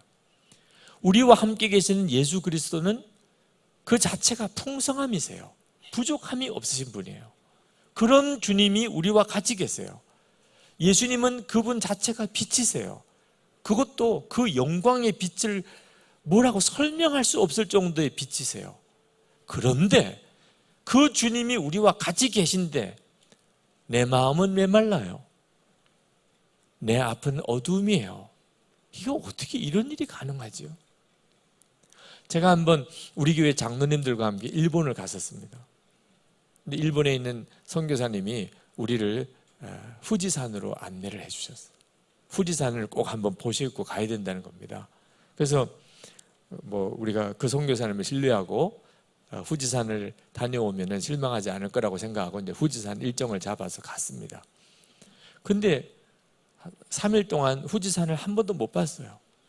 내내 구름이 덮여 있어서 후지산을 맑은 날 보는 일이 쉬운 일은 아니라고 그러더라고요. 근데 모처럼 우리가 간 때가 구름이 덮여 있어서 후지산까지 갔는데도 후지산을 못 봤어요. 버스 타고 가면서 선교사님은 너무 마음이 안타까워서 계속 여기가 후지산이에요, 여기가 후지산이에요. 우리는 보면 구름밖에 없어요. 나중엔 짜증나더라고요. 물론 저는 그 선교사님이 거짓말 안 하고 있다는 걸 분명히 믿어요. 그분은 신실하시니까 거기에 후지산이 있을 거예요. 네, 그 후지산은 멋있을 겁니다. 가까이서 보면 더 멋있을 거예요. 사진으로도 봤으니까. 그렇지만 전혀 보지를 못했습니다. 그리고 돌아오는 날까지 구름밖에 못 보고 돌아왔어요. 후지산에 갔으면서도. 근데 그때 이것이 우리가 예수님을 바라보는 실상이구나. 주님이 우리와 같이 계세요. 그건 너무나 분명한 사실이에요. 그런데 우리는 주님이 우리와 함께 계신 것에 대한 아무런 감동도 능력도 없어요. 어떻게 그게 가능하지요? 그게 가능하다는 거예요. 고린도후서 4장 4절에 보면 이 세상 신이 믿지 않는 자들의 마음을 혼미케 하여 그리스도의 복음의 영광의 광채가 비치지 못하게 하려 함이라. 예수님이 우리와 함께 계시는 것은 풍성함 그 자체지만 우리는 전혀 주님의 풍성함을 느끼지 못해요. 주님의 풍성함이 내 속에 올 때에야만 우리가 그걸 충만함이라고 표현하는 거예요. 우리는 다 충만할 수 있는 그런 사람들이에요. 사실은 어떤 사람에게만 충만함을 주시고 어떤 사람에게는 충만함을 주시지 않는 게 아닙니다. 하나님은 우리 모두에게 충만할 수 있는 모든 은혜를 주시고 계세요. 지금 우리와 같이 계시는 예수님은 풍성함 그 자체십니다. 부족함이 조금도 없으세요. 그런데도 우리는 마치 물속에 빈병처럼, 마개가 닫혀있는 물속에 있는 빈병처럼, 그 물 속에 있는데도 우리 안에는 물이 없어요. 마음이 닫혀져 버렸기 때문에.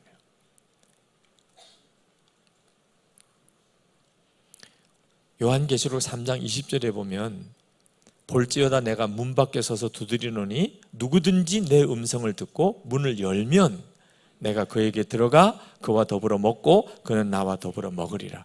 라오디게아 교인들은 풍성하신 주님과 함께 있으면서도 충만하지 못했어요. 왜?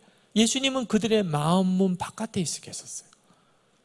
지금도 여전히 많은 그리스도인들이 라오디게아 교회와 같은 형편이에요.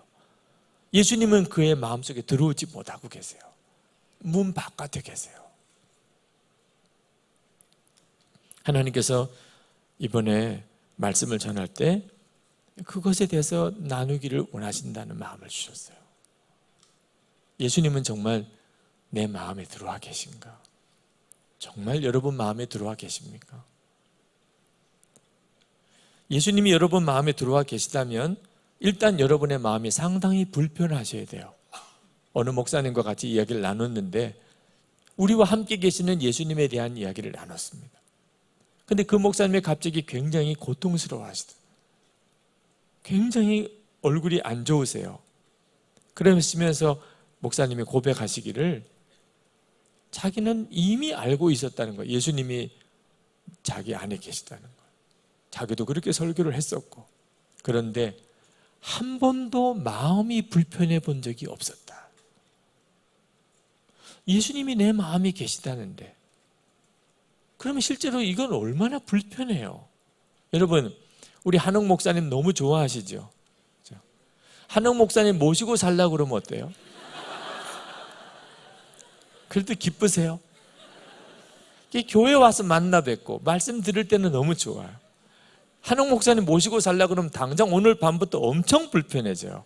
도대체 이 어른을 어느 방에 모셔야 되며, 당장 내일 아침은 또 어떻게 해드려야 되며, 하나같이 다 우리 가정생활의 모든 게 다 뒤바뀌어 버리고 맙니다. 한옥 목사님이 우리 집에 와서 사시게 되는 순간부터.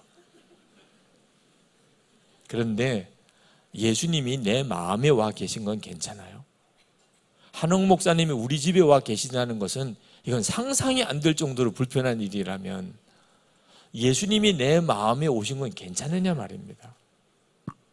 한 번도 나는 철석같이 믿었고 고백하고 살았어요. 예수님을 영접했다고 그랬고 예수님은 내 마음에 계시다고 했지만 내가 불편하지 않았다면 우리 주님은 엄청 불편한 거지. 내가 안 불편했어. 난 막 살았어. 주님 모시고 그냥 하고 싶은 대로 다 했어. 할 말 안 할 말 다 하고 살았어. 갈 때 안 갈 때 다 갔어. 그럼 주님은 어떻게 하자는 거예요? 지금 주님은 내 안에 영접했으니까 오셨지요. 오셔가지고 엄청 고생하시네. 얘는 도대체 대책이 안 쓴다. 하다 나한테 눈길 한 번을 안 주네. 예수님이 나와 함께 계심에 대한 인지가 전혀 본인 자신이 느껴지지 않으니까. 그러면 어떻게 해서 주님이 나에게 오셨는데도 주님의 임재를 느끼지 못하는 거죠?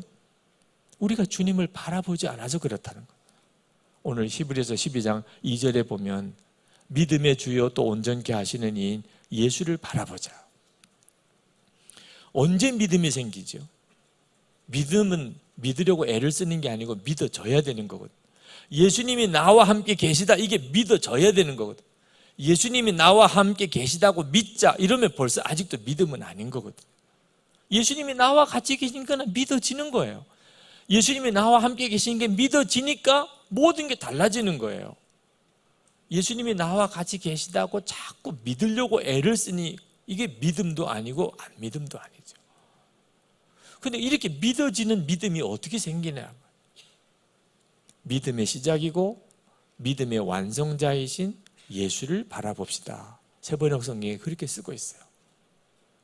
영어 성경에 여러분 가지고 있는 자료에 보니까 거기에 영어 성경도 나와 있어요. Let us fix our eyes on Jesus. 예수님에게 우리의 눈을 고정시키자. 그래서 제가 그걸 24시간 예수님을 바라보자. 그냥 예수님을 바라보는 게 아닙니다. 예수님에게 완전히 눈을 고정시키라는 거예요. 그게 바로 예수님을 믿고 사는 거예요. 그러면 예수님이 나와 함께 계시는 임재가 느껴지는 거예요. 지금 여러분들 중에 나는 예수님을 마음에 모신 것을 분명히 나는 알지만 예수님의 임재는 정말 어쩌다가 한번 느낄까 말까, 전혀 주님의 임재를 느껴보지 못하고 주님이 나와 함께 계시는 게 그냥 저절로 믿어지는 이런 믿음이 없이 살고 있다면 한번 점검해 보실 것은 주님을 얼마나 바라보고 있냐는 거예요.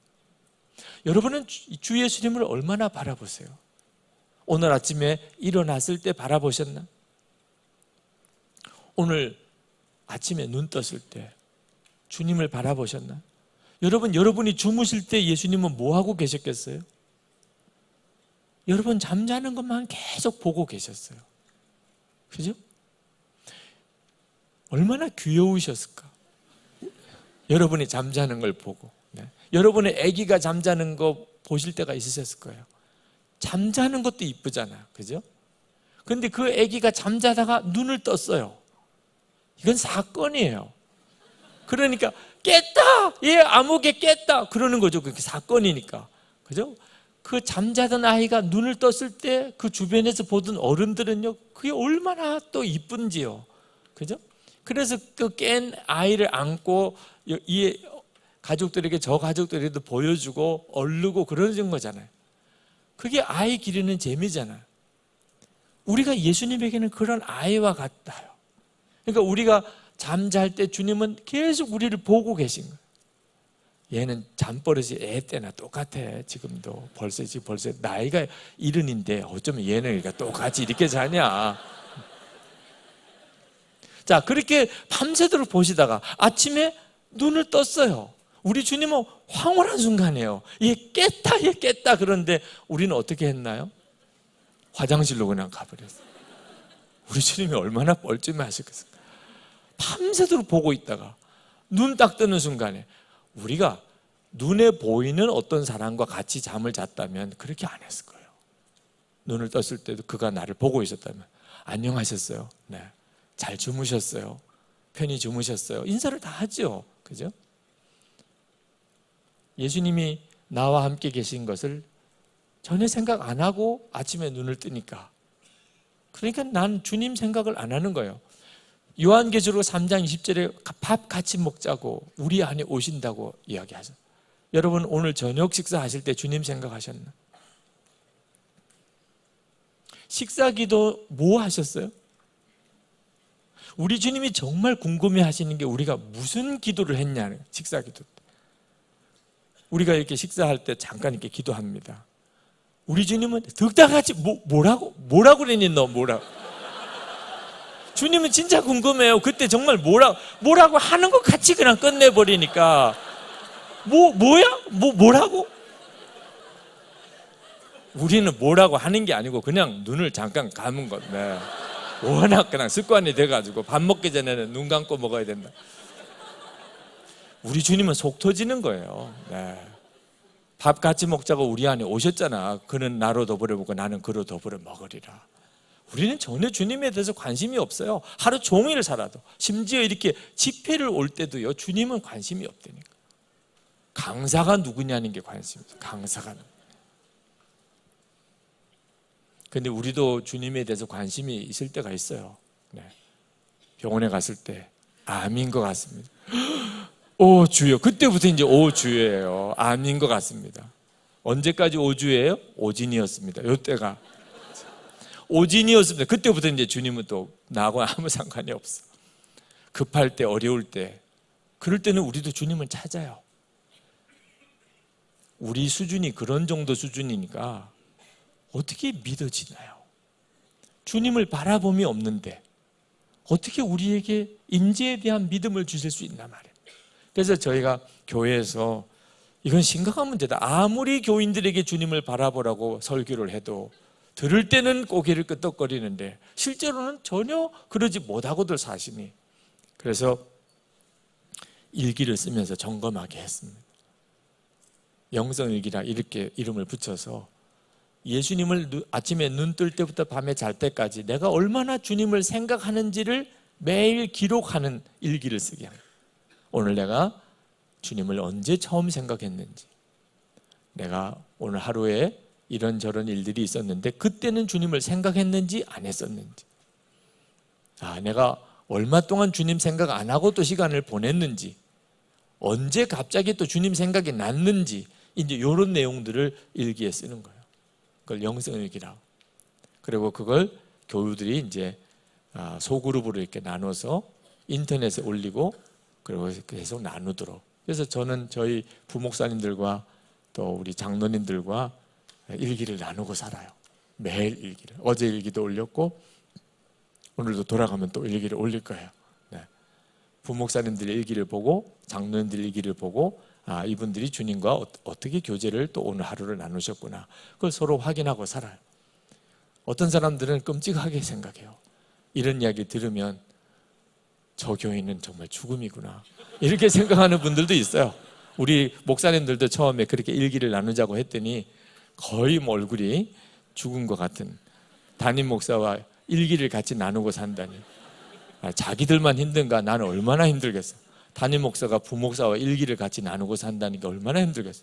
예수님을 24시간 바라보려고 하니까 그렇게라도 해보자. 진짜 어떤 일이 벌어지는지 말이야. 주님을 바라보지 않고 살았던 게 그게 나만 그런 게 아니더라고.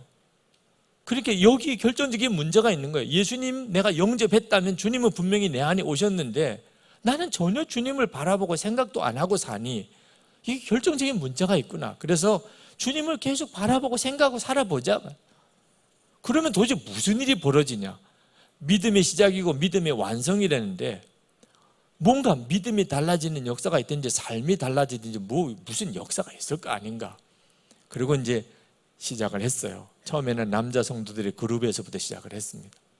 한 3개월쯤 지나고 난 다음에 엄청난 일이 일어나기 시작하는, 무슨 강력한 성령의 은사가 나타나거나 역사가 일어난 것도 아닌데, 무슨 부흥회를 한 것도 아닌데 사람이 바뀌는 거예요. 여러분, 예수 믿으면 진짜 성질도 다 바뀝니까? 어느 원로 목사님이 은퇴하실 때 평생 목회하는데 땅 팔아 바친 교인, 집 팔아 바친 교인, 피 뽑아 바친 교인도 봤는데 성질 뽑아 바친 교인은 못 봤다는 거예요. 여러분은 성질 뽑아 바쳤습니까? 저는 신학교 다닐 때 어느 교수님이 예수를 믿어도 다 성질대로 믿는다더라고요. 다 성질대로 믿는 거야. 그래서 또 그게 또 성경인 줄 알았어요. 아니었어요. 예수 믿으면 이전 것은 다 지나가요. 보라 새 것이 되었도다. 완전히 거듭나는 거예요. 근데 믿어지지가 않아요. 왜? 그런 사람을 잘 못 봤으니까. 예수를 믿는다고 성질도 바뀐 사람을 잘 못 봤으니까. 그런데 24시간 예수님을 바라보는 일 하면서 그렇게 되는 거예요. 한 3개월쯤 지나서 어느 집사님이 지난 주간에 비자금을 아내한테 다 고백을 했다는 거예요. 다들 궁금한 게 어디다 감췄는데, 어디다. 장판 밑에다 감췄. 장판 밑에다가 비닐에 싸가지고 이렇게. 이야, 나는 양말 속에 감추고 다 뺏겼는데 다들 어딘가에 비자금들 감췄다가 아내한테 들킨 이야기들을 하면서. 근데 진짜 중요한 핵심은 어떻게 그걸 스스로 고백했냐는 거예요. 남자가 비자금이 왜 필요할까요? 아내 몰래 쓰려고. 아내한테 돈 달라기가 좀 힘든 문제 때 쓰려고 비자금이 필요한 거잖아. 근데 한 3개월 예수님만 24시간 바라보고 매일 일기까지 써가면서 하더니 아내 몰래 쓸 일이 없어요. 걱정만 생겨. 왜? 갑자기 내가 죽으면 저거 어떻게 되냔 말이에요. 아내가 장판 갈다가 보면 얼마나 배신감 느끼겠냐. 그냥 훌쩍 떠나 이사를 가서 딴 사람이 그 장판 갈다가 발견하면 얼마나 억울하냐 말이에요. 그래서 그냥 어차피 쓸 것도 없고 이제 주님을 24시간 바라보려고 살다 보니까 전에는 몰래 써야 될 일들도 있다고 생각했는데 이제는 없어졌다는 거예요. 음란 동영상은 자기는 절대로 끊을 수가 없는 줄 알았다. 어느 집사님이. 그것 때문에 그렇게 기도 많이 하고 금식도 했는데 저는 그 집사님이 그런 음란 영상에 사로잡힌 분인 줄 몰랐어요. 난 그 집사님이 그렇게 철야 기도에 나와서 울며 기도할 때 나라와 민족을 위해서 기도한 줄 알았어요. 음란 영상 해달라고 기도하는 건 줄 몰랐어요. 난 기도를 가서 안 들어봤으니까. 근데 본인이 고백하는 거예요. 자기가 고등학교 다닐 때부터 그런 음란물에 거의 뭐나 중독처럼 되어 있죠. 아내도 몰라, 아무도 몰라. 자기 혼자만 그렇게 사는 거예요. 자기 스스로 생각할 때도 이거는 정말 가증하기 짝이 없는, 해결이 안 되는 거예요. 근데 3개월 동안 그렇게 주님 바라보면서 일기를 쓰면서 이제는 보기가 너무 어려운 거예요. 자기 스스로 생각할 때 너무 놀라운 거예요. 사람은 변한다. 이건 정말 충격이에요. 그게 뭐가 그렇게 바꾸는 거죠? 주님이세요. 우리와 함께 계시는 주님에 대해서 눈이 뜨이는 것이 나를 바꾸는 거예요. 아니, 여러분 결혼만 해도 사람이 삶이 바뀌잖아요. 혼자 살다가 남편이 생겼어요, 아내가 생겼어요. 언제 옛날처럼 살아요. 그러다가 또 아기 생기면 바뀌잖아요. 완전히 집안이 다른 분위기잖아요. 예수님이 진짜 내 인생 가운데 실제가 되시는 게 사실이라면 어떻게 삶이 안 바뀔 수가 있어요? 부목사님 한 분이 처음 이제 일기를 쓰실 때 그때 참 인상 깊었어요. 2011년 1월부터 썼는데 1월 2일 일기입니다. 오늘처럼 바쁜 하루는 주님 바라보기가 쉽지 않다. 거의 예수님을 생각하는 걸 놓쳤다.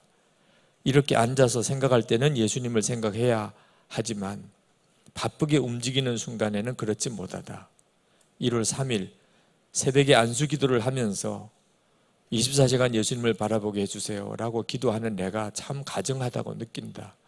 나도 못하면서 교인들에게는 기도를 해주었다. 그런데 예배당에 앉아서 혼자 기도를 하는데 24시간 주님을 바라보는 훈련을 하는 것이 감사하다고 느껴졌다. 아직 젊은데 주님 바라보는 일에 마음을 쓰게 하신 것이 너무 감사하다. 1월 5일 새벽에 일어나면 정신이 멍하다. 새벽에 일어나면 먼저 예수님 생각이 났으면 좋겠는데 너무 피곤하다. 비몽사몽간에 세면대에 서서 처음으로 예수님 생각을 했다. 1월 7일 예수님 생각하는 횟수가 확실히 늘어난 것이 사실이지만 아직 24시간 주님을 바라본다고 하기에는 여러모로 부족하다는 생각이 든다. 몇 가지 변화가 있다면 생각이 많이 달라지고 있다는 것이다. 죄의 유혹이나 악한 생각들이 오면 즉시 깨닫는다. 마음에 품지 않는다. 1월 8일 자면서 잠깐 잠이 깼다. 그때마다 그냥 예수님 생각이 났다. 아침에 일어나서도 예수님 생각이 가장 먼저였다. 세상에 이런 일이 다 있네. 8일 만에 여러분 이게 아무것도 아닐 것 같은 일. 아침에 눈 뜨자 먼저 예수님, 주님이 생각이 나요. 이게 아무것도 아닌 일이 삶을 바꾸는 거예요. 근데 실제로 해보면 내가 얼마나 딴 생각하고 사는지. 음식은 절대로 그렇게 안 먹습니다. 여러분 음식을 갈비탕이나 뭐 시켰는데 숟가락으로 떠보니까 바퀴벌레가 한 마리 나와요. 그러면 갈비탕 다 버리는 거죠. 그 바퀴벌레만 이렇게 뽑아가지고 또 국물이 아깝다고 털어서. 이런 사람 없잖아. 우리는 음식 하나를 얼마나 깔끔한지 몰라요. 머리카락 하나 나와도 그냥 전체를 다 안 먹을 정도. 그런데 내 몸하고 비교가 안 되게 중요한 마음은 거기에 예수님이 오신 거거든요. 우리가 예수님을 만나는 자리가 마음이란 말입니다. 그런데 어째 마음에는 이 생각 저 생각 별의별 생각 다 집어넣고 살아요. 이게 기가 막힌 거죠. 내가 처음 눈 떴을 때 주님 생각이 되고 밥을 먹어도 주님 생각이 나고 누구랑 이야기하는데 주님 생각이 나고 주님이 나와 함께 계신 게 사실이라면 그게 그래야 정상인 거죠. 어느 집사님이 처음 영성일기를 쓰기 시작한 날입니다. 애들 방학하는 날이에요. 큰아들에게 이 일기에 대해 이야기해 주었다. 오늘은 두 아들이 방학하는 날. 아이들은 너무 기뻐했지만 엄마인 나는 말할 수 없는 비통함이 몰려왔다. 이제 이 아이들과 44일간의 험난한 대장정을 어찌 헤쳐나가리요. 게다가 바로 이 순간에 주님과 24시간 동행하는 일기를 써야 되다니. 일기를 쓴 첫날 정말 기적적으로 아이들의 전쟁터 같은 상황에도 큰 소리 안 지르고 잔소리 안 하고 작은 목소리로 타이르거나 야단칠 마음을 참고 지나갔다. 내가 계속해서 주님만 생각해 보려고 집중을 하다 보니 아이들이 호사를 누린 날이 되었다. 큰아들이 다른 때와 다른 엄마를 보고 물었다. 엄마, 그 일기 언제까지 쓸 거예요? 나는 진심으로 대답했다. 주님 오시는 그날까지. 정말 나의 바람이자 우리 아이들의 이 같은 간절한 바람이 이루어지기를 남편은 또 얼마나 사모하며 기도할까.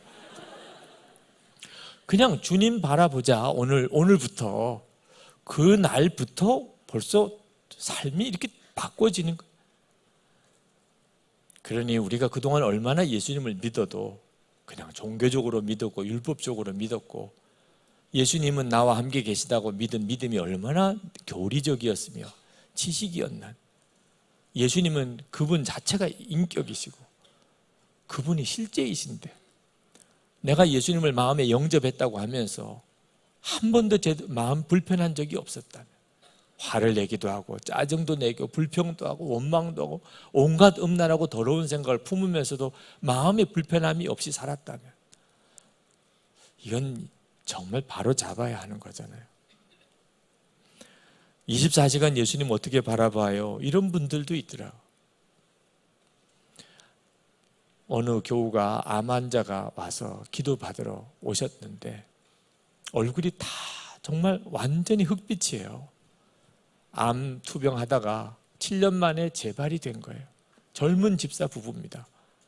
그 아내가 그런 형편이니 남편은 또 오죽하겠어요. 둘 다 얼굴이 그냥 완전히 죽은 얼굴이더라니까. 기도를 받으러 왔는데. 근데 암이 문제가 아니었어요. 암이 문제가 아닙니다. 암만 묵상하고 사니까 문제라니까. 7년 동안 암만 묵상하고 산 거예요. 그 부인 집사님이 목사님 그동안 7년 동안 엄청 회개했어요. 제가 그 말을 듣는데 기쁨이 아니고 아픔이더라고요. 그 젊은 집사님이 무슨 죄가 많아서 7년 동안 회개를 하고 살았을까? 이렇게 하는 게 아닙니다. 그래서 제가 그 집사님 기도해 드리기 전에 집사님 이러다가 큰일 나요. 어떻게 그렇게 암만 묵상하고 사시냐? 그러면 몸 그렇지 않아도 건강한 사람도 이러면 못 견딥니다. 집사님 솔직히 이야기해봐요. 예수님 생각했어요? 예수님이 집사님 안에 계세요. 암도 생겼지만 예수님도 집사님 안에 계세요. 암이 커요? 예수님이 커요? 어째서 암 묵상하느라고 예수님이 생각이 안 날 정도로. 그러면 주님이 어떻게 역사해요? 기도만 받으러 오면 되나요? 이제 집사님 나하고 약속해요. 암 묵상하지 마요. 예수님 바라보세요. 24시간 예수님 바라보세요. 아침부터 밤에 잘 때까지 예수님 내가 얼마나 계속 생각하는지 계속 매일 체크해 가면서 살아보세요. 목표는 내가 암 환자라는 게 잊어버릴 정도. 그게 목표입니다. 내가 암 환자인 게 잊어버릴 정도. 예수님만 바라보다 보니 그러면 주님이 역사하실 거예요. 남편에게도 그랬어요. 아내 암만 묵상하지 마시라고. 예수님을 묵상해야지. 그리고는 기도해드리고 갔어요. 그 집사님은 교회 찬양팀에 섬겨요 지금. 여러분 암이 몸에 들어오면 모든 게 달라지는 거 아십니까? 식성도 바뀌어버려요. 몸에 좋은 거, 암 투병할 때 좋은 걸로 다 바뀝니다. 그렇게 입맛이 때문에 음식을 못 바꾸는 사람도요. 암이 생기면 다 바꿔요. 사랑과 관계 안 좋으면 암에도 안 좋다. 다 화해해요. 암 생기면 다 화해해. 용서해달라고 그러고 용서한다고 그러고 우리 이제부터 행복하게 살자고 그러고 별의별 참 희한한 일이 벌어져요. 암 생기면. 암 생기고 나면요. 돈, 성공 다 의미와 가치가 없어진대요. 그리고 가족이 귀하다고 생각 들고, 정말 희한해요. 성령 충만해져요. 암 생기면 성령 충만해진다니까. 생활 다 바뀌죠. 인간관계 다 바뀌죠. 식성도 바뀌죠. 여러분, 암이 좋아요? 예수님이 좋아요? 그냥 택해요. 그냥. 네. 암만 생겨도 그렇게 암 묵상하고 살면서 어떻게 예수님은 24시간 바라보고 사느냐, 이런 말이 어떻게 나와요? 주식만 투자해도 24시간 주식 생각하고, 손주가 생기면 24시간 손주 생각하고, 애인 생기면 24시간 애인 생각하잖아요. 프로야구 생각하는 사람도 있잖아요. 오늘도 프로야구 하는 날인지 어떤지 모르지만 진짜 24시간 바라볼 분은 예수님이죠. 주님 바라보면 모든 게 바뀝니다. 여러분, 우리가 마귀에게 넘어지는 게 한 방에 무너지는 게 아닙니다. 마귀가 주는 생각을 끊임없이 받아들이다가 어느 순간에 무너지는 거예요. 성령 충만도요, 어느 날 한 번에 내게 임하는 게 아닙니다. 많은 사람이 그렇게 생각해요. 내가 늘 24시간 주님을 바라보는 중에 있으니까 주님이 나를 어느 순간에 강하게 사로잡으실 수가 있는 거예요. 내가 24시간 주님을 바라봄이 없는데 갑자기 어떤 은혜의 체험을, 그런 사람은 그 은혜의 체험이 유익하지도 않아요. 우리에게 있어서 정말 중요한 것은 주님을 바라보는 겁니다. 대가지불이 필요합니다. 저희 둘째가 지금은 대학 들어갔지만 고등학교 다닐 때, 고등학교 1학년 때, 고등학교 1학년 올라가니까 입시 문제의 스트레스가 엄청나게 오는 모양이에요. 한 번은 집에 들어갔는데 제 아내가 저희 딸, 둘째 딸 방에 좀 가서 기도를 해주라는, 울고 있다는 거, 침대에서. 그래서 제가 방에 들어갔더니 침대에 쭈그리고 앉아서 울어요. 왜 그러니? 많이 힘드니? 그래서 머리에 손을 얹고 기도했어요. 하나님, 우리 하영이 주님 바라보게 해주세요. 공부가 너무 힘들어합니다. 네, 공부보다 주님 바라보게 해주세요. 공부가 재밌게 해주시고 감사하게 해주시고, 주님께서 우리 하영이에게 이 스트레스를 능히 이길 수 있는 그런 힘을 주세요. 주님 바라보면 그렇게 해주실 줄 믿습니다. 뭐 그렇게 기도를 했어요. 근데 기도 끝나고 난 다음에 저는 아멘, 아빠 감사해요, 이럴 줄 알았어요. 기도 끝나고 난 다음에 저를 똑바로 쳐다보면서, 아빠는 진짜 예수님이 아빠 마음에 계신 거 믿어? 정말이야? 아빠, 내 안에도 예수님 계신 거 맞아? 그거 정말 사실이야? 근데 왜 나는 안 믿어지지? 아빠는 정말 예수님께서 아빠 마음에 계신 거 확실해? 나는 안 믿어진단 말이야. 막 그렇게 막 소리를 지르는. 제가 그때 저희 딸이 막 그렇게 소리 지르는 것을 들으면서 무슨 생각이 들었냐면, 많은 교인들이 이렇게 소리치고 있었겠구나. 제가 설교할 때, 예수님을 바라보세요, 24시간 주님을 바라보세요, 이렇게 설교할 때, 목사님은 진짜예요? 목사님은 정말 예수님 계신 거 맞아요? 목사님 그걸 알고 계세요? 나에게도 있는 게 맞습니까? 근데 왜 나는 모르겠어요? 왜 나는 모르지요? 정말 나에게도 계실까요? 이러고 있었겠구나. 교우들이 그렇게 막 소리 지르는 것 같은 느낌을 받았어요. 다시 기도해 줄 수밖에 없었어요. 그렇게 울고불고 소리를 지르는데, 하나님, 주님 만나게 해주세요. 그냥 들어서 아는 게 아니고 정말 예수님, 우리 하영이 만나게 해주세요. 실제로 예수님은 내 안에 계시다고는 하는데 만나지 못하는 답답함이 얼마나 고통스럽습니까? 주님은 나와 같이 계시다고 그러고 임마누엘이시라고 하는데 나는 모르겠으니, 이런 경우 얼마나 답답해요. 그죠? 그렇게 기도해주고 끝냈던 기억이 있는데, 고3 때예요. 학교를 데려다 주려고 아침에 운전을 해서 가는데 이제 제 옆좌석에 앉았다가 갑자기 아빠 너무 고마워 그러는. 뭐가 고마운데? 그랬더니 솔직히 자기는 하나님이 정말 계신지 의심이 됐었던 적이 있었대요.